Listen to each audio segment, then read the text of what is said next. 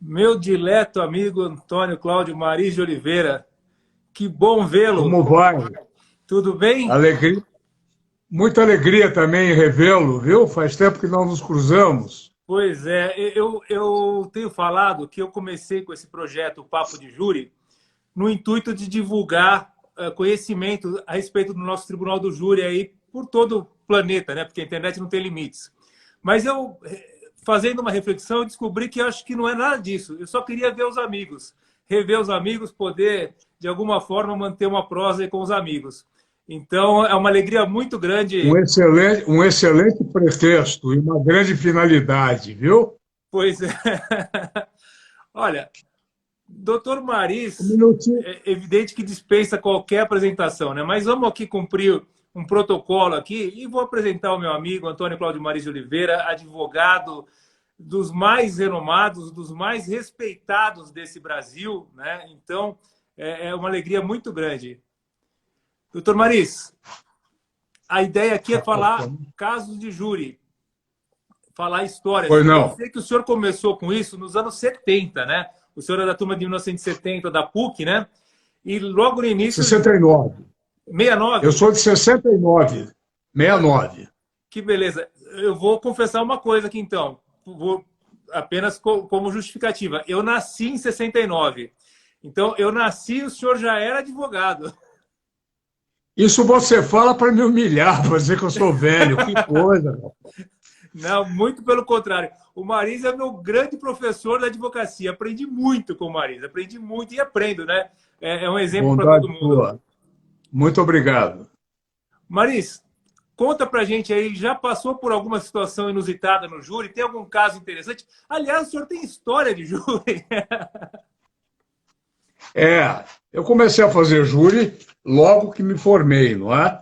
É, Eu trabalhava com meu pai, que era advogado, a vida toda advogou no Cível, e eu fui estagiário do Cível, fui office boy do Fórum Cível, até que um dia José Carlos Dias, que eu já conhecia, perguntou-me se eu não queria ter uma experiência criminal. E eu gostei da experiência e fui para o crime. Abandonei o Cível, fiquei mais um tempo no escritório, mas depois montei o meu próprio escritório. E logo que comecei a trabalhar no Cível, no crime, por indicação do Zé Carlos Dias, passei a ser nomeado advogado dativo Tá. pelo juiz presidente do primeiro tribunal do júri, Edgardo Severo de Albuquerque Maranhão. E aí fiz mais de cento e poucos júris como dativo, tenho histórias realmente muito interessantes, mas acima de tudo, o júri é a experiência humana. Sem O dúvida. júri é o retrato do Brasil, é a diversidade do Brasil. Você encontra no júri os Brasis.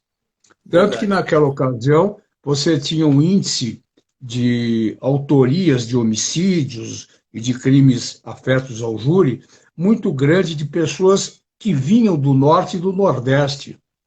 Essas pessoas vinham para cá na doce ilusão de que aqui não passariam privações como estavam passando lá, descobriam que era uma doce ilusão, mas não tão doce mais, e passavam por uma questão de sobrevivência, a praticar delitos. E praticavam, vez ou outra, homicídio. E a Tá. mentalidade deles completamente diferente da nossa. Você saiba que um dia um desses clientes, na verdade dativo, me disse: Doutor Maris, eu não matei. Eu disse: o senhor matou. Está aqui o laudo, o senhor deu 8 facadas. Ele disse: não, doutor, eu dei 8 facadas, mas quem matou foi Deus. Eu só dei as facadas. Mas ele dizia isso, Paulo, o Paulo, com uma convicção absoluta. Por quê? Porque era uma educação, era uma mentalidade que ele trouxe de lá. Quem determina a vida e o destino das pessoas é Deus. Eu dei a facada, agora Deus quis que a vítima morresse.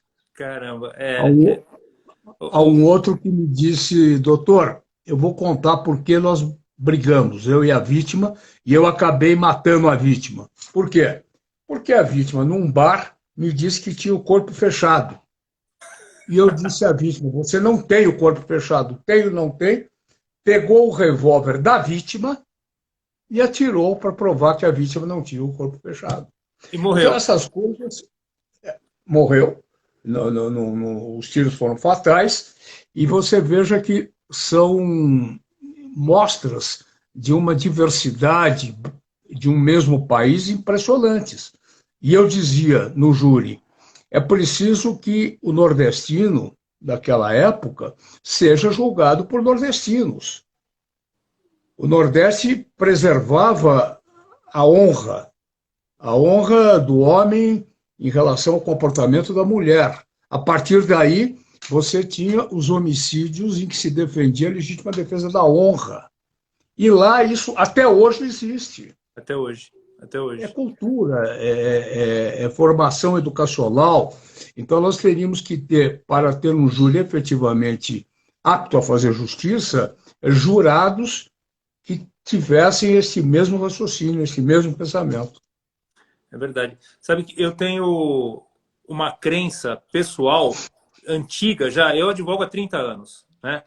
Você não E, é tão moço assim, você pensa que você é muito jovem, não é mesmo?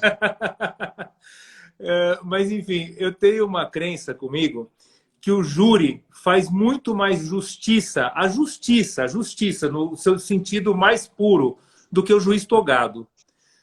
O senhor concorda com isso ou diverge disso? Não, eu posso explicar um pouco? Claro, claro. À Eu vontade. sempre concordei em número, gênero e grau com isso que você está dizendo. E eu dizia, e você já disse outras vezes, e deve dizer no júri, o jurado não tem a camisa de força da lei.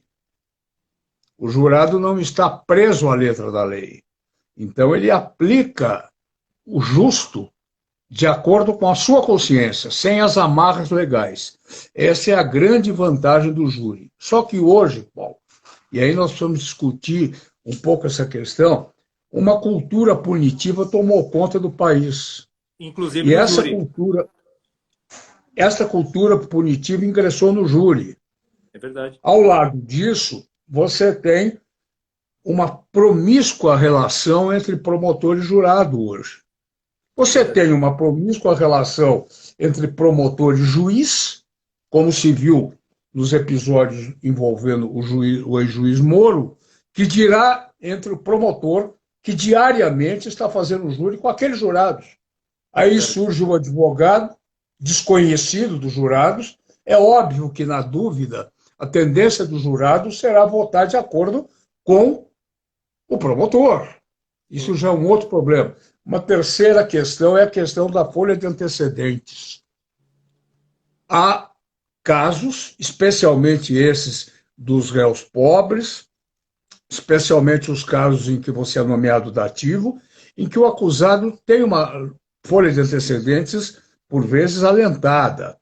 E o promotor, embora naquele caso reconhecesse que não havia provas, nem da materialidade, muito menos da autoria, ele passa a usar a folha de antecedentes para dizer que ele já matou 2 vezes, ele já agrediu não sei quantas, por que ele não terá praticado este crime? E os jurados vão nessa tendência na dúvida, para a sociedade, o que é um erro absurdo. Então, hoje, nós precisamos rediscutir o júri, na minha opinião. É difícil você, hoje, ter vitórias expressivas no júri. Teses que eram aceitas e discutidas, como a legítima defesa da honra, estão afastadas. O próprio Supremo já se manifestou, no meu entender, indevidamente. O Supremo Tribunal Federal não pode interferir no meu trabalho. Eu sou advogado, eu tenho autonomia, eu tenho independência, eu falo o que eu quero. Aí eu responderei posteriormente. Mas dizer que eu posso ou não posso defender tal ou qual tese, isso é uma interferência indevida. Eu Então, concordo, eu concordo. conclamo você, que tem uma experiência de júri e hoje é um protagonista importante nesse nosso meio, você usa com muita maestria as mídias sociais, que nós discutamos o júri de novo, que nós traçamos para a discussão, coloquemos no meio, na mesa da discussão, algumas questões que não surgiam há 10 anos atrás e que surgem hoje. E o senhor sabe que até mesmo nessa proposta de alteração que vinha naquele projeto de lei do Senado e que foi totalmente reformulada na Câmara agora, eu tenho sentido, e eu até tentei fazer contato com um dos deputados que está capitaneando essa reforma, no sentido de, já que tem a oportunidade da reforma, nós precisamos ouvir os personagens que têm uma experiência direta ali. Não dá para fazer apenas com pessoas assim, extremamente renomadas, extremamente capazes, mas que estão ligadas exclusivamente à academia. É o caso do júri. Nós precisamos do contato do promotor, do advogado e do juiz do júri. Tem que ouvir esses personagens, a defensoria pública. Perfeito. E numa oportunidade dessa, que me parece assim, uma ideia, pessoas com muito boas ideias, não pode perder a oportunidade de fazer um negócio muito bom. Não pode fazer mais ou menos, porque para alterar de novo demora anos. Você fica sendo, a partir de hoje, responsável para dar andamento a essa ideia. E eu me coloco à sua disposição. Vamos discutir. Vamos trazer deputados, né? Exato. Eu já comecei, eu já fiz os contatos já nessa semana e estou tentando mexer esse caldo aí, porque precisa. Isso é uma coisa que precisa ser ouvido, os personagens do júri. Perfeito, você tem absoluta razão. E nós precisamos nos desvincular de um mau hábito, de um vício que surgiu nos idos de 70, para a consolidação do golpe militar de 64, houve uma mudança na estrutura de poder no Brasil. Nós éramos, ou o Brasil era, o país dos bacharéis. Nós fomos afastados dos cargos de comando da nação e fomos substituídos pelos tecnocratas. E mais do que isso, os tecnocratas passaram a ser os elaboradores da lei. A consciência jurídica, o intelecto jurídico, os objetivos da justiça foram afastados. E isso perdura até hoje. Você disse bem, discutir júri com o médico, com o dentista, com o farmacêutico, talvez com um ou com outro advogado de mais renome, mas que nunca pisou no júri, que nunca sentiu as agruras do júri. Eu vou te contar uma história a respeito disso. Eu era recém-casado e fui atender o Lilico, meu primeiro cliente, dativo. E o Lilico me pediu um sabonete, uma toalha e mais alguma coisa de higiene, pasta de dente. Eu fui à farmácia, comprei essas coisas, mas a toalha eu furtei do meu enxoval, e até hoje minha mulher me cobra por causa disso, uma toalha da Ilha da Madeira. E o Lilico ficou conhecido na cadeia como sujeito que usava uma toalha finíssima. Não é? Essas coisas é que dão... Primeiro, dão um sabor humano ao júri. Eu, uma ocasião, fui ao presídio feminino. Fui atender uma cliente, essa cliente do escritório, que era uma cartomante, estava presa no presídio do Hipódromo, quando havia presídio na rua do Hipódromo, onde era a Gávea antigamente, onde era o Jockey Club antigamente. Gávea não, Jockey Club. E essa senhora me pediu que fosse à farmácia e comprasse a ela uma caixa de mods. Coitada, estava sofrendo. Eu fui à farmácia, comprei. Quando entrei no presídio, o guarda me pediu que abrisse a caixa. Eu abri, ele olhou para mim e falou: ô, doutor, que mico que o senhor está passando, que coisa. Então, essas coisas todas dão ao júri, mas especialmente a nós, um sentido de humanidade. Há um livro que se chama Noturno da Lapa. Lapa, o bairro boêmio do Rio de Janeiro. Sim. E o escritor Luiz Martins disse que havia se humanizado nos prostíbulos da Lapa. E eu digo a você com toda franqueza, eu me humanizei nas penitenciárias e nas cadeias de São Paulo especialmente, mas do Brasil também. De forma que, engatando ainda esse assunto, aos advogados jovens, excelentes advogados criminais, talvez muito mais preparados do que eu sobre o aspecto intelectual, porque fizeram o curso da Alemanha, na Itália, estudam, são da academia. A eles, no entanto, falta uma coisa que se chama cheiro de cadeia. Eles não têm cheiro de cadeia. Eles não sentiram as agruras que o homem preso sente.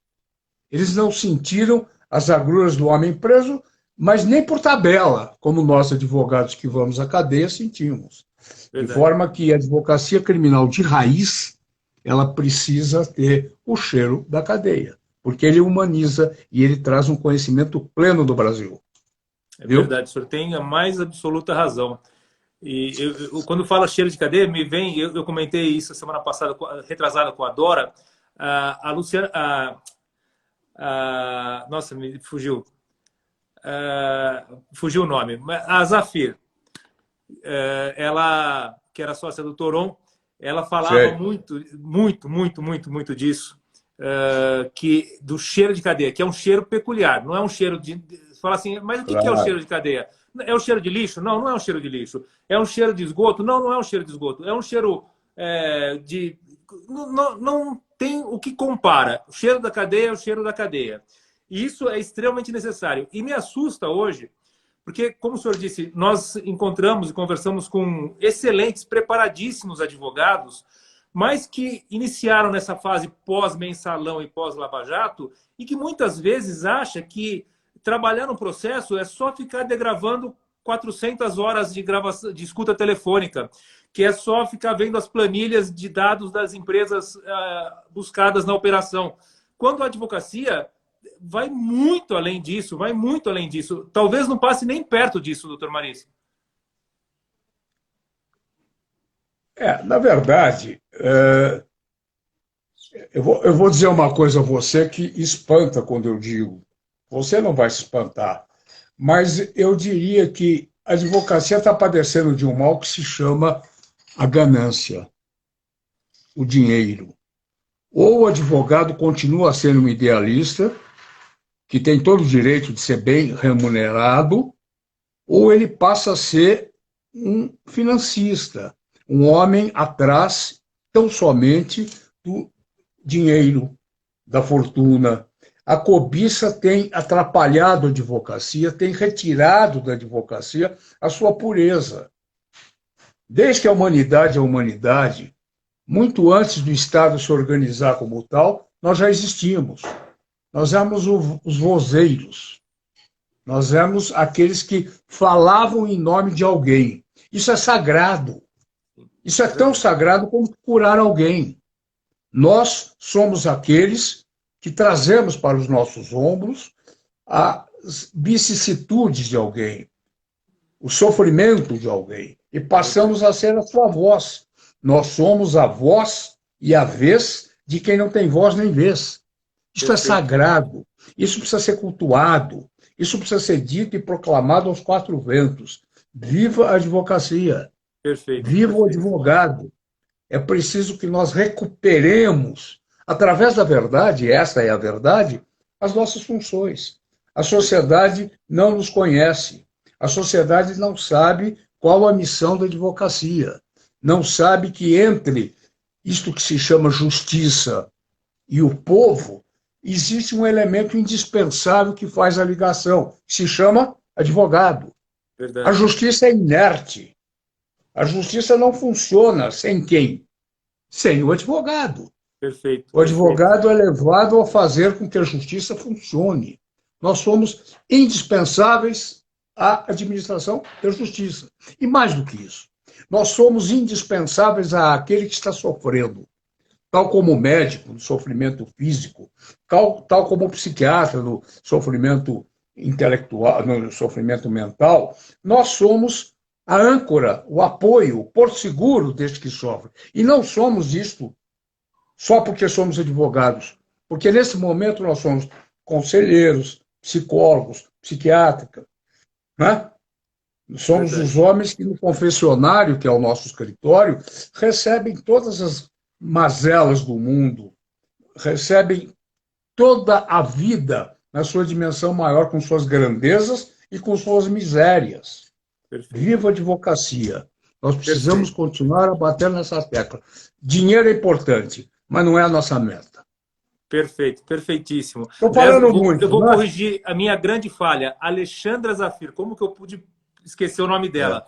Né? Eu Inesquecível. tive uma. Eu não sei se você estava presente, houve uma homenagem a ela no Tribunal do Júri. Sim, estava, E o estava, estava. Toron, naquele momento, pediu-me para falar, o Toron, que era Uhum. ligado a ela. E eu fiz um discurso, me emocionei muito, e ela estava presente, ela estava viva ainda, Sim, já absolutamente debilitada. inabilitada, embora mentalmente perfeita. Uhum. Não é? Você se lembra dela até o fim. Ela E escreveu dois livros nessa condição. essa iniciativa do Toron é uma iniciativa que até já fizeram comigo, para honra minha, que eu proclamo a sua necessidade. Qual iniciativa? A iniciativa de se homenagear aqueles que estão vivos. Vamos reverenciar aqueles que estão mortos, mas vamos homenagear quem ainda está aqui. Verdade. Ontem não, perdão, a semana passada perdemos um grande baluarte da advocacia, um príncipe de advogado, que foi o Mário Sérgio Duarte Garcia. Esse ainda foi homenageado em vida, mas outros tantos não o foram. Né? Uhum. Então, isso é uma outra recomendação, uma outra sugestão que eu tomo liberdade de fazer a você. Obrigado. Né? Você que está sendo aí o maestro de tudo isso, vamos homenagear grandes advogados enquanto eles estejam vivos. Né? Verdade. Viu? Hoje eu vou ter a enorme honra. Estava em segredo até agora, mas eu vou expor aqui, tá? Eu vou gravar hoje à tarde, não vai ser ao vivo, eu vou gravar e depois eu vou subir o material, que não é advogado, mas é para todos os advogados um ícone, que é o nosso querido Alberto Silva Franco. Eu vou gravar com ele hoje à tarde. Vou gravar com ele uma entrevista a respeito de literatura hoje à tarde com ele. Ah, que beleza. Muito E, bom. e é um Parabéns. fantástico. Mas voltando às nossas histórias de júri, me conta aí um caso que o senhor acha assim que seria aquele caso quase. Eu não acredito que exista caso indefensável, mas eu acredito que existe quase indefensável e que no fim o senhor conseguiu um sucesso. Tem alguma lembrança de algum caso assim, doutor Maris? Tenho várias, mas tenho várias derrotas também.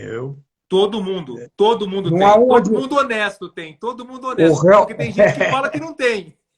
o réu, quando chega no júri, ele já passou pelo crivo do judiciário duas vezes, pelo menos, na Sim. pronúncia e no recurso à pronúncia. Então, o papel do advogado, o desequilíbrio da balança da justiça, neste momento, é muito grande. Eu tenho casos cômicos, eu tenho casos trágicos, eu tenho, por exemplo, 3 casos trágicos. A moça, humilde moça, moradora da periferia, moradora de uma favela, entra em casa e encontra o companheiro na cama com a filhinha de 4 anos. E mata o companheiro, porque ele estava querendo fazer mal à menina, com uma machadinha, com um martelinho de pregar prego. Minha filha mais velha, Renata, que é nossa colega e trabalha comigo, havia nascido há pouco tempo. E esse caso me deixou extremamente preocupado, tenso, sofrido. Ganhei o júri, ganhei por 6-1, mas, naquele tempo, o réu ia preso ao júri. E só era solto, mesmo que absolvido, depois do recurso, ou depois da desistência do recurso por parte do promotor. E, neste caso, a moça estava presa. O Ministério Público era representado por uma mulher, por uma procuradora, que você conhece, depois você vai se lembrar dela, e esta procuradora esperou 5 dias e, portanto, manteve a moça presa por mais de 5 dias até desistir do recurso. E aí entra, e por isso que eu não vou declinar o nome da promotora, aí entra um aspecto que hoje está se acentuando mais do que naquela época, que é a maldade. Parece que as pessoas estão com um desvio, estão se esquecendo do ser bom, estão se esquecendo de ser humano, estão se esquecendo de ser solidário. E aqueles que têm poder, seja de que natureza for, dentro do judiciário, aqueles que têm poder, ou fora do judiciário, mas no judiciário, esses que têm poder, que têm a caneta, parece que se vingam de alguma frustração, de algum sofrimento. É uma coisa muito estranha que precisa ser examinada. Eu estou me referindo, sim, ao Ministério Público, com as ressalvas de estilo. Existem promotores magníficos, existem promotores que se tornaram meus irmãos, mas hoje há um viés do jovem promotor, e nem todos, é óbvio, mas um viés de confundir. O promotor não é o acusador obstinado. O promotor é o custos legis. Ele é o fiscal do cumprimento da lei. O seu papel é ir à cata da justiça, tal como faz o advogado e tal como proclama o juiz. Mas não. Hoje, infelizmente, a promotoria pública está imbuída erroneamente da ideia de que tem que acusar. E o faz, e acusa, com prova, sem prova ou contra a prova. E aí você tem um outro componente, que é o componente da mídia. A mídia ajuda isto. A mídia dramatiza o crime. A mídia não está tratando o crime como deveria fazê-lo. A mídia deveria aproveitar um didatismo, deveria ter um tratamento pedagógico em relação ao crime. Vamos examinar o crime. Por que houve o crime? Vamos tentar evitar esse tipo de crime. Não, ela quer o trágico, porque isto dá ibope. Infelizmente, a mídia investigativa, aplausos para ela. A mídia investigativa, o jornalismo investigativo, tem sido mais eficaz para o país do que os próprios órgãos de investigação. Mas a mídia noticiosa, no que tange ao crime, deixa a desejar. Ela precisaria ter uma outra... Bom, um outro caso trágico, na verdade, 2. Parricídios. Defendi no interior do estado um parricida, perdi por um voto. Defendi um parricida em São Paulo, ganhei por um voto. Os casos absolutamente idênticos. Um pai opressor, idênticos. Um tratamento opressivo em relação ao filho, um tratamento desigual em relação à mãe do filho, sua mulher, agredia a mulher, né? Trazia para dentro do lar uma desigualdade, o machismo de um lado e a mãe coitada do outro. O filho vai se revoltando, acabar matando o pai, em circunstâncias detalhadas no inquérito, no processo. A verdade é que é um caso trágico. E nesse do interior, após perder por um voto, eu fui à janela, fiquei de costa, muito emocionado, e uma mão bateu no ombro. Doutor, o senhor foi muito bem. Achei que fosse algum parente meu que estivesse lá, algum amigo. Não, era o réu. Era o réu. O réu condenado foi até a janela para confortar-me. Então, essas coisas são de um valor inenarrável. Não é? E depois, aqui em São Paulo, ao contrário, eu ganhei por um voto. O de lá foi mais solidário comigo do que o daqui foi feliz. Ou demonstrou estar feliz. Não é? Uhum. Eu tenho no júri, na parte, vamos dizer, cômica, eu tenho uma parte sensacional, modéstia à parte, eu acho sensacional. Não é a parte jurídico, não. É uma parte etílico. Eu vou te contar por que é etílico. Dizia o promotor, olha, o réu não é tão pobre quanto apregoa o advogado. O réu passa na padaria todos os dias e toma um rabo de galo. Sabem vossas excelências o que é rabo de galo? Rabo de galo é uísque com cinzano. Ele falou 3 vezes isso, aí eu pedi uma parte e disse, olha, vossa excelência conhece direito penal como poucos. Vossa excelência tem uma oratória primorosa. Vossa excelência escreve, tem uma pena privilegiada. Mas de cachaça entendo eu. Vossa excelência não entende nada de cachaça. Rabo de galo é pinga com cinzano, com vermute. Nessa hora, 3 jurados balançaram a cabeça afirmativamente. Ganhei. Essa foi. Teve um outro à parte também, em que o promotor,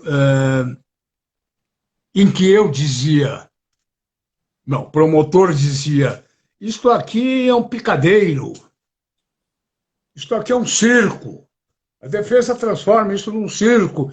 E eu, sem pedir a parte, disse: e Vossa Excelência está no centro do picadeiro. Aí aquilo também provocou. Né? Vossa Excelência está no centro do picadeiro. É o palhaço, mas eu não usei a expressão palhaço. E há outras e outras histórias. Há uma característica em dois casos meus, quanto ao instrumento do crime. Este caso que eu lhe falei já era uma marteladinha, né? Um martelo. Tive um outro caso em que a morte se deu com a utilização de um radinho. O réu matou a vítima com pancadas na cabeça. Há um outro caso trágico e cômico ao mesmo tempo, em que dois rapazes no interior mataram a própria mãe. Tocaram campainha, a mãe apareceu e eles fuzilaram a mãe. E o fizeram porque a mãe havia requerido a prisão do pai, que, por intermédio de advogado, que não pagava pensão alimentícia. E eles foram, o pai foi preso, eles mataram a mãe. Eu era assistente da acusação. E, durante o júri, ambos, ao serem interrogados, fingiam choro. E eu observei que não se derramava uma lágrima dos rostos dele. Aí requeriu ao juiz que constatasse que eles não estavam chorando, o juiz constatou e pôs em ata que eles estavam fingindo choro. Né? Estavam fingindo, enfim. Sim. Houve um outro caso em que o assistente da acusação, no interior também, trabalhava contra um advogado cego. Grande orador, velho advogado, famoso, falava para o plenário, se dirigia aos jurados, mas, na verdade, ele estava olhando para o juiz, estava olhando para mim. Tá. Ganhou o júri, é óbvio. Eu, logo de plano, disse: olha, eu não vou ganhar isso aqui nunca. Advogado antigo, da cidade, um porte bonito e cego. E não ganhei, perdi. Só que quando eu saí do júri, um colega disse: o senhor trabalhou com o doutor fulano? Eu disse: cego, né, doutor? Ele disse: cego. O senhor que pensa. Eu fiquei com raiva, mas ao mesmo tempo eu comecei a dar risada e disse que coisa genial é a advocacia, né? É o júri. Ele devia ter uma deficiência visual grande. Sim. Mas daí, se pôr como cego, e não perdia júri. Um homem desse não perde o júri, não é verdade? O júri é feito disso, de grandes histórias, sempre, sempre, sempre. Coisa linda, né? Sabe, o senhor me fez lembrar de duas situações aqui. Quando o senhor falou lá da ligação dos promotores com os jurados, um dos primeiros júris que eu fiz, aliás, o primeiro júri que eu fiz na cidade de São Paulo, foi no Fórum da Barra Funda, o Fórum de Jabaquara, que na realidade não fica no Jabaquara, né? Fica ali na Saúde, né? E fui fazer um júri lá e tinha um promotor muito antigo, muito conhecido de todos nós, e que já tinha uma longa história no júri. E eu entro, ainda jovem, entro no café e vejo ali uma pessoa no centro contando grandes histórias e uma roda em volta dele. E, para minha surpresa, era o promotor e todos os jurados que ainda iam passar pelo sorteio. E ele estava lá contando as histórias do júri. Olha, que vocês sabem, quando eu peço para absolver, pode ir de olho fechado. Quando eu peço para condenar, vai de olho fechado.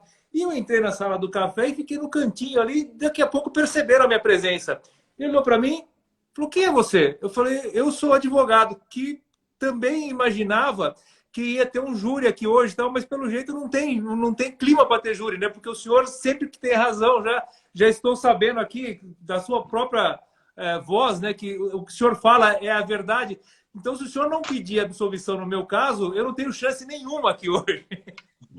Isso é um caso. Você sabe que lá no Jabaquara...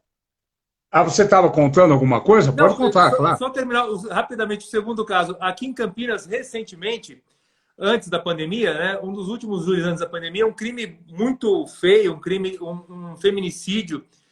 E eu tentava explicar para os jurados que o que tinha ocorrido não era um feminicídio, né? Era uma violenta emoção E eu falava que tinha uma reiteração de atos e atos e atos que, num certo momento, explodiu, né? A última gota do copo d'água, né? E quando eu falava isso, o promotor me aparteava, e aparteava, e aparteava. Aí chegou uma hora eu não permiti mais a parte. E ele tentou se conter. Eu conduzi mais um pouquinho o plenário, e nisso ele veio e desambou a falar. Eu falei, doutor, mas o senhor não acabamos de combinar que não ia mais ter a parte, que o senhor ia deixar eu falar? Ele falou, mas eu não aguento, eu também não tenho sangue de barata. Eu falei, gente, se o promotor não tem sangue de barata, vocês Imagina imaginam o advogado. réu. O promotor O ele só não réu. aguentou ficar ouvindo por 30 É, minutos o que eu estou falando. Você imagina alguém que dia após dia era massacrado, era é, ofendido, etc. Então, são casos do júri muito interessantes sempre, né? é. E lá no Jabaquara, era na rua França Pinto, não? Que rua? Como é que chama? Bom, enfim. Neste júri que você está se referindo, esse plenário que havia antes, né? Sim. Eu, eu tive um caso em que, durante o dia inteiro, foram ouvidas as testemunhas, foi ouvida a réa, e o juiz suspendeu a sessão, fez com que as testemunhas que ainda não tinham deposto fossem dormir no fórum, para no dia seguinte ter reinício às 9 horas da manhã o júri. Fomos todos no dia seguinte. Meu pai estava, inclusive, vivo, foi comigo, o pessoal do escritório, e as pessoas interessadas no caso, um caso dificílimo. A moça matara o marido com um tiro na nuca. O marido assistindo televisão. Muito bem. Todos ali. Todos menos quem? Menos a ré. Eu nunca mais soube desta moça. Ela Ela não teria que voltou? voltar, não voltou. Ela deve ter de duas a uma. Ou ela ficou com medo do jurado, ou ela ficou com medo do advogado, dizendo: esse advogado não quer me defender bem, eu vou sumir. E sumiu. Nunca mais essa moça apareceu. Eu acho que os caras eram.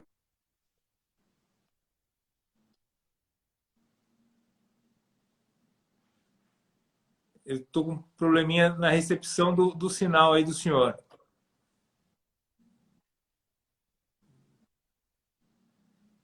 Doutor Maris, acho que estamos com algum probleminha na conexão aí do senhor. Deu uma travadinha.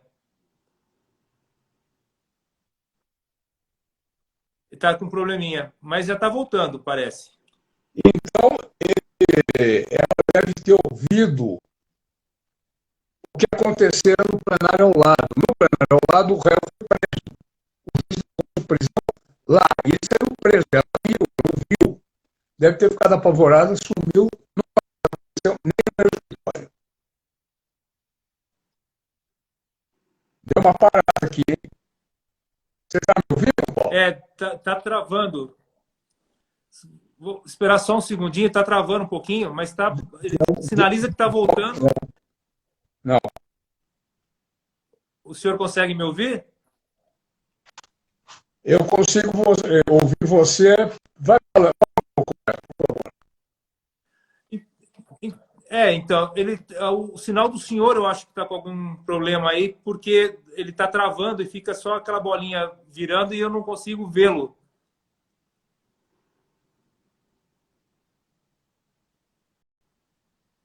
Algum problema na internet, gente. Está voltando. Agora Está perfeito, agora voltando? perfeito, voltou. Está ótimo. Problemas da Então tecnologia, é isso. acontece. Acontece. Então, esse é o caso da ré fujona, né? A ré que E naquela abandonou. época, foi possível fazer o júri, a continuação do júri, ou teve que interromper o júri pela falta da ré? Hoje pode. Naquela ocasião, o juiz pediu que eu fizesse o júri sem ela, eu não concordei, não houve júri. Essa Perfeito. moça tem liberdade até hoje. Você sabe uma outra coisa que eu gostaria de comentar, Fique à com vontade. relação agora. É? Fique à Com vontade, por relação. favor. Obrigado. Com relação à advocacia, eu não sei se é um pouco saudosismo, mas naquele tempo, que não é melhor nem pior do que o tempo de hoje, mas tem diferenças, naquele tempo eu não percebia uma concorrência, uma disputa entre os advogados, como eu vejo hoje. Um advogado desejando ser mais protagonista do que o outro. Um advogado, especialmente porque hoje você tem a mídia eletrônica, você tem a aparição do advogado é maior, o advogado quer se mostrar mais do que o outro. Mesmo às vezes num diálogo, numa conversa, um fala, o outro já conta 8 histórias, o outro conta 16. Uma coisa muito estranha, que não é bom para a advocacia e não é bom para a pessoa do advogado. Nós precisamos estar juntos. Sem dúvida. Nós temos já muitos adversários. Se nós começarmos a ter dissidências, se nós começarmos a ter fissuras e rupturas, nós vamos cada vez mais nos enfraquecer como categoria profissional. E estou falando da advocacia criminal. As outras eu conheço pouco, não poderia me arrojar. Mas no crime, algo que não existia antigamente está existindo hoje. Uma competição, uma necessidade de um protagonismo que é dispensável. Ao contrário, além de dispensável, mais do que isso, ele é maléfico, ele é danoso para a advocacia e para os advogados. Eu tenho falado, inclusive, para os alunos em sala de aula, para que tenham sempre como exemplo essas pessoas que são, vou falar porque é verdade, que são mais renomados, que tem o senhor como exemplo, que tem o Toron como exemplo, e tantos outros, Zé Carlos Dias, porque a gente não vê isso entre vocês. Os grandes advogados, os grandes advogados de verdade, de sucesso, de linha de batalha realmente aí, a gente não tem essa característica. Enquanto nós temos isso muitas vezes com pessoas que não têm nome nenhum, cria-se um nome através de mídias sociais, mas não reflete quem é de fato a pessoa. Mas, para muito mais grave que isso, tem uma safra hoje em dia que tem se auto-intitulado coaching da advocacia, coach jurídico, e que estão prometendo ensinar o advogado recém-formado ficar milionário em 2 anos ou 3 anos, o que é uma bobagem sem fim. Essa é a advocacia argentária. Argentária, a advocacia do dinheiro. Isso precisa ser combatido fortemente. Uma outra questão que eu me permito colocar é, hoje, infelizmente, sem nenhuma coloração política, infelizmente, a falta de uma maior presença dos órgãos de classe. Embora você tenha uma associação dos advogados absolutamente impecável e linear, desde que a associação associação, ela está na vanguarda para ocupar espaços, para suprir necessidades dos advogados, e mais, talvez, dentro do seu campo mais restrito, o Instituto dos Advogados.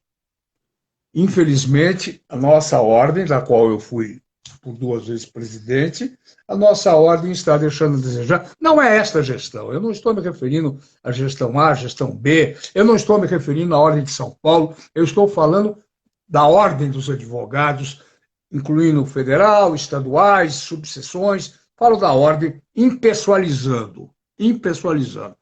A ordem precisa voltar a ter protagonismo. Inclusive, ela precisa voltar a ser porta-voz dos interesses maiores, dos anseios maiores da sociedade brasileira. Ela já foi, ao lado da Igreja, ao lado da Associação Brasileira de Imprensa, a entidade mãe e pai das grandes vitórias cívicas desse país. Verdade. Lá atrás, escravidão, república, luta contra a ditadura de Vargas, e aqui mais presentemente, anistia, eleições diretas, Assembleia Nacional Constituinte. Os advogados daquele tempo, da ordem, iam às cadeias resgatar presos. Zé Carlos Dias foi preso, junto com Dalmo Dallari.